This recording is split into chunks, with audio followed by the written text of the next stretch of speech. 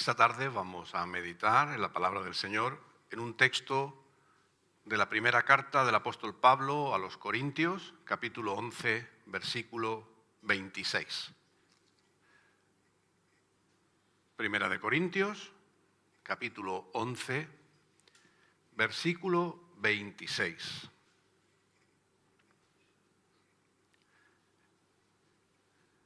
Y dice la palabra del Señor: así pues, todas las veces que comáis este pan y bebáis esta copa, la muerte del Señor anunciáis hasta que Él venga.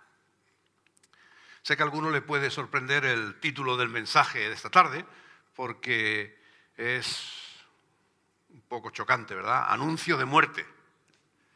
Pero es lo que acabamos de leer. La muerte del Señor anunciáis hasta que Él venga. O sea, que es un anuncio de muerte, ¿eh? No estamos resultando más provocativo lo que suele pasar, ¿verdad? Siempre se busca que los títulos, los cabeceros de prensa, ¿verdad?, pues tengan ese talante de provocar, de incitar a pensar, a engancharnos con el tema, ¿verdad?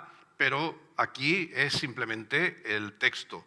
Y es que hoy nos acercamos a la mesa del Señor y me gustaría que pudiéramos meditar este texto y lo que el Señor tiene para nosotros en esta tarde desde una perspectiva temporal, de tiempo. Mirar los tiempos a los que hace referencia el pasaje. Es curioso, hablando de tiempo, este es el primer recuento que tenemos, la primera narración que tenemos acerca de la última cena del Señor.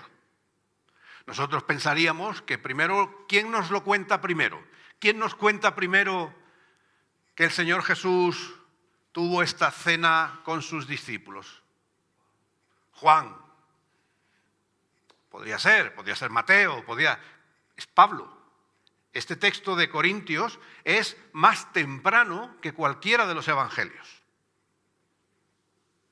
Aunque evidentemente la figura de Pablo es posterior, ¿verdad? Pero tenemos que recordar, permitidme aquí el pequeño matiz de Nuevo Testamento, de clase de Nuevo Testamento, tenemos que recordar que los evangelios no se escriben con Jesús vivo, que no están los evangelistas o los discípulos de Jesús con Jesús detrás, con grabadoras, primero porque no las había, y tampoco tomando notas, porque muchos de ellos no sabían ni leer ni escribir.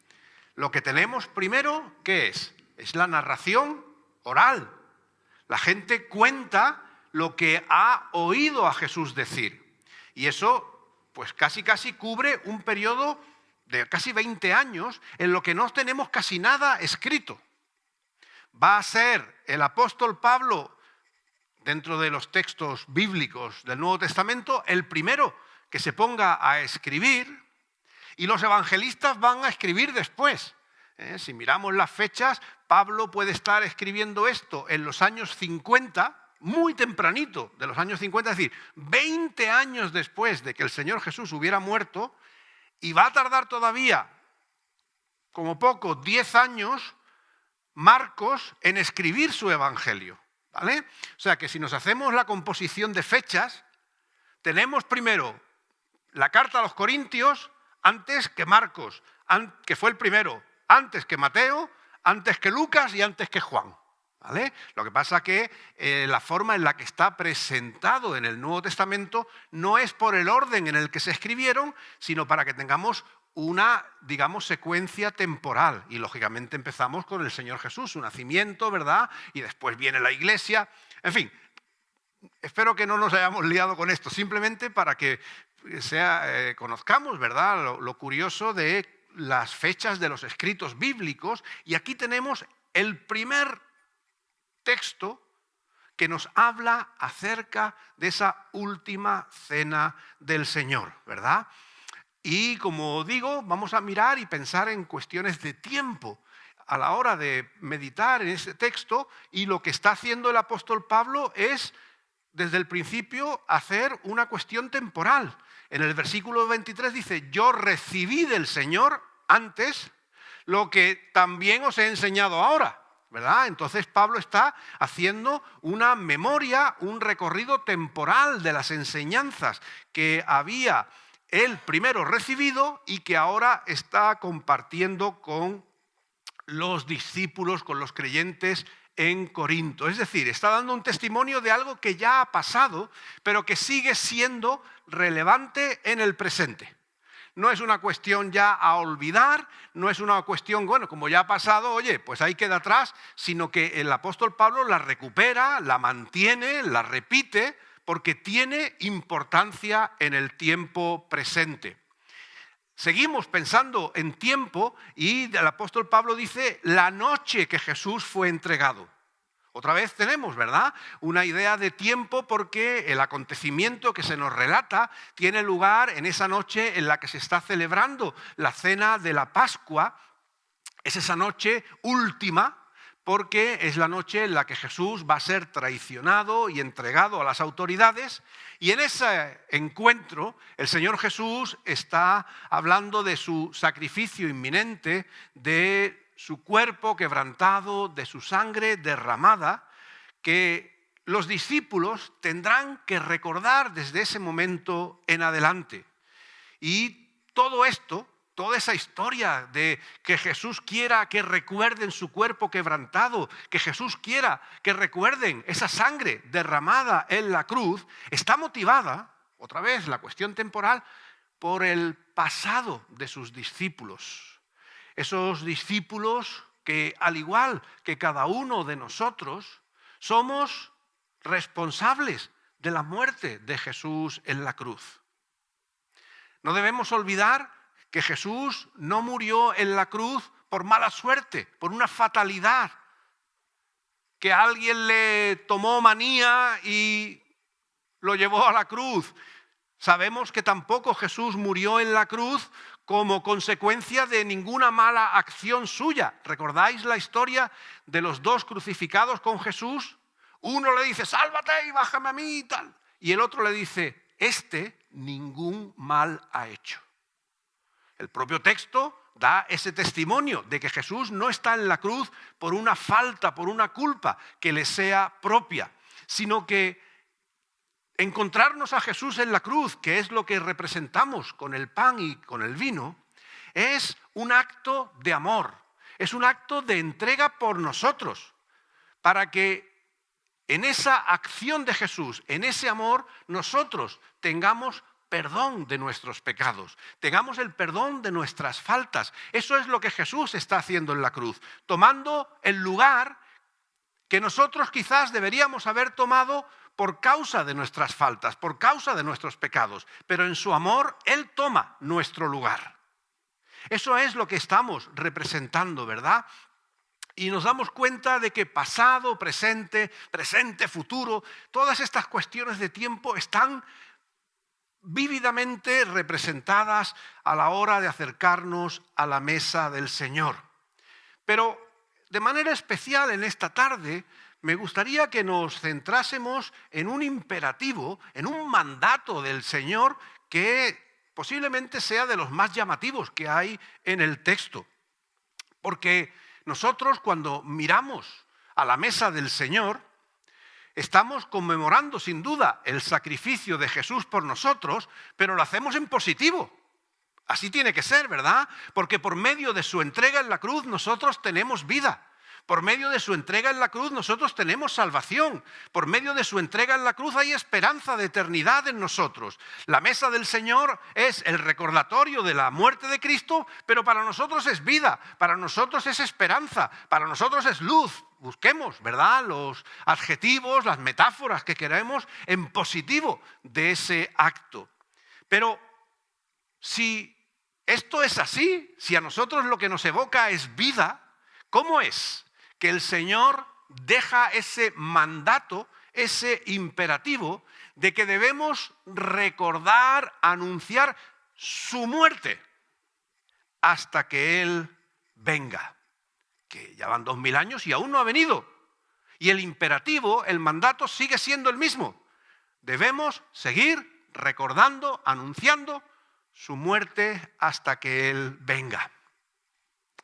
Sin duda hay un elemento muy vinculado a la comunidad a la que Pablo está escribiendo. Si recordáis cómo empieza la carta a los Corintios, es una comunidad en la que hay división. Yo soy de Pablo, yo soy del uno, yo soy del otro. ¿Recordáis eso, verdad? Después encontramos pecado dentro de la comunidad. Uno de los temas difíciles que esta epístola trata es el de la inmoralidad sexual que hay dentro de la comunidad, ¿no? Entonces Pablo tiene que abordar esa situación porque no sabemos cómo llegan a esa conclusión, pero los corintios piensan que todo lo que Dios tenía que hacer por ellos ya lo había hecho y por tanto lo que hay en el presente es todo lo que hay para siempre. El Señor me ha salvado, el Señor me ha hecho libre, hago lo que quiero. Yo no sé dónde en el proceso ellos se equivocaron, no lo entendieron, pero vivían así. El Señor nos ha hecho libres y ellos entendieron que Dios les había hecho libres para hacer lo que les daba la gana.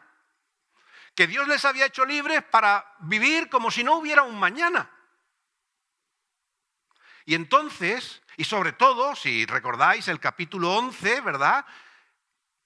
Lo peor que estaban haciendo muchos de los miembros de esa comunidad en Corinto era usar de esa libertad que sin duda Cristo les había dado, pero no era para eso, porque ellos la estaban usando para maltratar a sus hermanos, especialmente para descuidar y maltratar a los más débiles dentro de la comunidad. Así que la libertad en Cristo se había mal usado para que otros incluso pues, pudieran hasta perder su fe. Por eso, el Señor Jesús, por medio de Pablo, tiene que recordar y tiene que hacerles ver lo importante que es saber el tiempo que estamos viviendo. Que todavía el final no ha llegado. Que todavía hoy, creo que no hace falta a nosotros, espero, explicarlo mucho, que todavía la realidad del reino de Dios no es lo que estamos viviendo, que todavía quedan muchas cosas por venir, que todavía estamos sufriendo muchas cosas indeseables en el mundo en el que estamos. Y Pablo se lo tiene que recordar a los corintios, ¿verdad? El Señor nos ha salvado, pero no para que hagamos lo que queramos, sino para que hagamos lo que queramos en Él, conforme a su voluntad, conforme a sus valores. Que la muerte de Cristo en la cruz no es el final, sino es el inicio del final. Perdonadme, no quiero resultar pedante en las expresiones, ¿no? Pero es importante que esto lo entendamos. Los corintios pensaban, ya Cristo ha muerto, ha resucitado, está en los cielos, nos ha salvado y esto es el final de todo. Y Pablo les dice que no, que es el principio de ese final que todavía tiene que llegar, que todavía no estamos viviendo la plenitud de la presencia de Cristo, que todavía no estamos viviendo libres del pecado, aunque antes lo hemos cantado, ¿verdad? Somos libres del pecado de cara a la muerte eterna. Pero todavía estamos sujetos a tentación, todavía estamos sujetos a debilidad, todavía estamos sujetos a cometer fallas y errores, ¿verdad? Y eso es lo que Pablo les quiere enseñar. La muerte de Cristo en la cruz es el inicio del fin del pecado, es el inicio del fin de la muerte, pero aún nosotros esperamos que el Señor vuelva otra vez, que es cuando todo tendrá sentido por completo, donde lo que ahora pues disfrutamos, yo siempre me gusta esa expresión, casi tocándolo con la yema de los dedos, lo viviremos en plenitud, pero todavía no estamos ahí. Por eso el apóstol Pablo les tiene que recordar el hecho de la muerte de Cristo. Su muerte anunciamos hasta que Él venga. Y lo hace por varias razones. Permitidme que me pare en alguna de ellas. En primer lugar, Pablo quiere que los corintios y cada uno de nosotros recordemos la muerte de Cristo, que sin duda, lo veremos después, es la que nos da vida, es la que nos da salvación, la que nos da esperanza. Pero no podemos olvidarla, porque a veces cuando olvidamos la muerte de Cristo, olvidamos que nuestra salvación tuvo un precio muy alto. No podemos olvidar lo que en la cruz Jesús hizo por cada uno de nosotros, lo que ha costado que nuestros pecados sean perdonados, lo que ha costado que nosotros podamos decir que somos salvos, que somos libres del pecado y de la muerte por medio de Jesucristo. El tener la certeza que los cristianos tenemos de la vida eterna no es algo que se consiguió sin más, sino que fue al precio de la sangre de Cristo derramada por nosotros. Nuestra salvación, de la que seguro que estamos contentos, orgullosos, ¿verdad?, felices de ser salvos en Cristo, no es algo que hubiéramos conseguido por nosotros mismos. Ninguno de nosotros se hubiera podido salvar del pecado y de la muerte. Ninguno de nosotros hubiera podido conseguir para sí mismo la vida eterna. Fue Cristo, el que era sin pecado, dice la palabra, que por nosotros se hizo pecado. El que era inocente murió como culpable por amor a nosotros, para que nosotros podamos conseguir esa salvación de la que ahora gozamos. Es la gracia de Dios, es el amor y la entrega total de Jesús la que ha hecho posible en la cruz lo que nosotros hoy confesamos, lo que nosotros hoy disfrutamos. Por eso es un punto importante que Pablo quiere hacer recordar a los corintios. Debemos anunciar la muerte de Jesús porque la salvación no es ninguna simpleza, la salvación no es algo que se consigue sin más, sino que es la entrega de Cristo por nosotros la que ha hecho posible esa realidad. En segundo lugar, Pablo le recuerda a los corintios y nos recuerda a nosotros que la muerte del Señor anunciamos hasta que Él venga, porque nuestras vidas tienen que ser una consecuencia de esa realidad. Si nosotros decimos que por la muerte de Cristo, por pagar Él por nuestros pecados, hemos sido perdonados, hemos sido limpiados, hemos sido transformados de nuestra anterior forma de vivir, hemos sido cambiados en nuestros valores, en nuestra forma de ser, en nuestra forma de relacionarnos, si eso es verdad, nosotros tenemos que vivir de manera que eso se note. No podemos hacer como los corintios. Como ya Cristo me ha salvado, ahora vivo como si Cristo no existiera para mí. Ahora que la obra de Cristo ya me garantiza la esperanza de eternidad, ahora voy a vivir como si Cristo no fuera algo que tiene que ver con mi vida. La muerte de Cristo la recordamos para que sepamos que por ese precio nosotros hemos sido transformados para una vida diferente. Y eso se tiene que notar. Eso se tiene que mostrar como una realidad en cada uno de nosotros. Vivimos en dependencia de Cristo. Vivimos en comunión con la obra de Cristo. Los valores que vivimos ya no son otros que los que Cristo compró con su sangre para nosotros, los que Cristo mostró en la cruz para nosotros. Y eso tiene que ser algo visible. No se trata de hablar de la muerte de Cristo como una convicción intelectual. La asumimos, la entendemos, la comprendemos si llegamos a entender tanto amor alguna vez. No es ni siquiera solamente una cuestión del corazón, ¿verdad? Cómo me emociona lo que Cristo ha hecho por nosotros, esa entrega, ese amor. Es mucho más que todo eso. Es una forma de vida. Es una forma de corresponder a la obra de Cristo en nosotros. Necesitamos vivir y relacionarnos de la misma forma que Cristo nos ha enseñado en la cruz. De manera sacrificial, de manera entregada. Los corintios decían que amaban a Dios, hablaban de la obra de Cristo y lo que hacían era después maltratar a los que estaban a su alrededor. creerse superiores. ¿Recordáis el capítulo 1 y 2? La sabiduría humana, ¿verdad? Qué listos somos, ¿verdad? Los demás parecía que eran unos...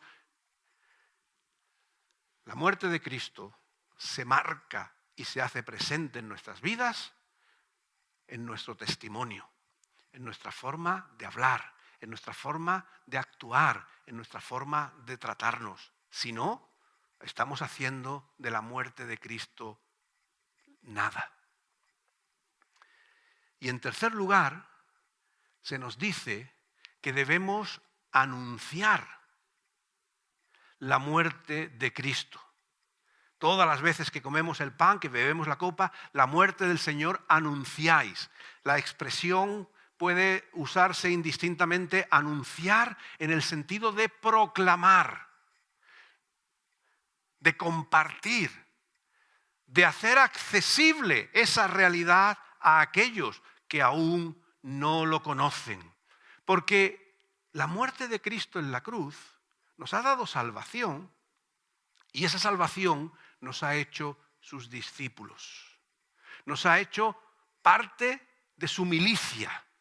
Nos ha hecho parte de sus seguidores, de aquellos que ahora somos llamados a compartir esa gracia, esa misericordia con aquellos que aún no lo conocen.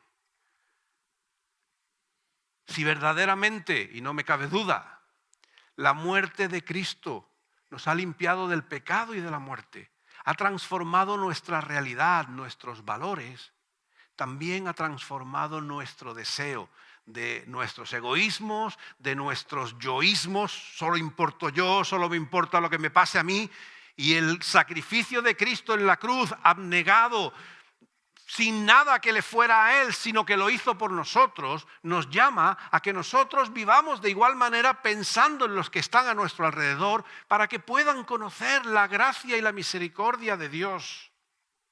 Esa es nuestra razón de ser. Ese es el llamamiento de la iglesia. Está muy bien estar aquí, está muy bien todos los domingos tener actividades, la alabanza, la escuela dominical, todo eso está bien, pero no porque seamos un club de los que ya pertenecemos, buscar actividades para tener tiempo y estar ocupados, no. Hacemos todo eso porque la presencia de Cristo en nosotros nos lleva a expresarla y a compartirla. Somos llamados no a estar a gusto los que aquí estamos, sino a compartir la experiencia de fe con aquellos que aún no lo conocen. Y todos tenemos personas que aún no conocen al Señor que están en nuestro entorno. ¿O no es así? ¿No tenemos amigos? ¿No tenemos compañeros? ¿No tenemos familiares? Quizás nuestros padres, quizás nuestros hermanos, nuestros tíos, familia en general, que aún no conocen al Señor. La cruz de Cristo, la muerte de Cristo anunciamos y recordamos porque ahí es donde hay perdón, ahí es donde hay esperanza, ahí es donde hay vida nueva. Proclamamos de palabra el acontecimiento en el que está asentada, fundamentada nuestra fe, para que otros puedan también conocerla y disfrutar de esa salvación, de esa esperanza que nosotros hoy tenemos. Y fijaros, cada vez que coméis este pan y bebéis de esta copa, pudiera parecer, ¿verdad?, que es el momento, pero participar del pan y del vino no es un acto de 10 minutos en un culto, sino que es un testimonio de una realidad, como hemos estado viendo, que es constante en nuestras vidas. Por eso el Señor dice, tenemos que proclamar la muerte de Cristo, la esperanza que trae, el perdón que trae ese sacrificio, hasta que el Señor venga. Es una cuestión de tiempo, como decíamos al principio. En todo momento, en toda ocasión, somos llamados a compartir esa muerte de Cristo. Por eso la Iglesia ha proclamado siempre, Maranata, ven Señor Jesús, porque estamos ansiosos porque Él venga, pero mientras estamos comprometidos en compartir el mensaje del Evangelio. La Iglesia no mira a la cruz como un evento del pasado, sino como un evento que todavía hoy tiene presencia y tiene vigencia, porque todavía son muchos los que necesitan conocer el mensaje del Evangelio. La cruz de Cristo también nos recuerda, frente a las fantasías que los corintios se habían creado, ¿verdad?, de que ya estaban pues casi en el cielo, cuando no lo estamos, estamos en la tierra, donde hay guerras, donde hay injusticias, donde hay abusos, donde hay violencia, donde hay dolor, donde hay sufrimiento. No estamos en el cielo, estamos en el mundo en el que vivimos. Y la cruz sigue recordando ese dolor. La cruz sigue siendo el símbolo de un pecado que está presente en la vida de muchas personas. La muerte de Jesús sigue siendo esa realidad hoy de un mundo que sufre, de un mundo que se duele, de un mundo que padece, hasta que Él venga un día y ponga fin a todo este mal. La muerte es la experiencia terrible de muchos en nuestro mundo hoy. Y la muerte de Cristo ha hecho lugar, espacio para todos ellos. Por eso, y terminamos, nosotros nos acercamos a la mesa del Señor conscientes del precio que ha costado, comprometidos en vivir en consecuencia de aquello que hemos recibido y proclamando a quienes aún no lo saben que Jesús dio su vida en la cruz también por ellos, para que en su muerte ellos puedan tener vida. Es un anuncio de muerte lleno de amor y de esperanza. Es un anuncio de muerte hasta que la vida en Cristo lo llene todo. Que así sea en cada uno de nosotros. Amén.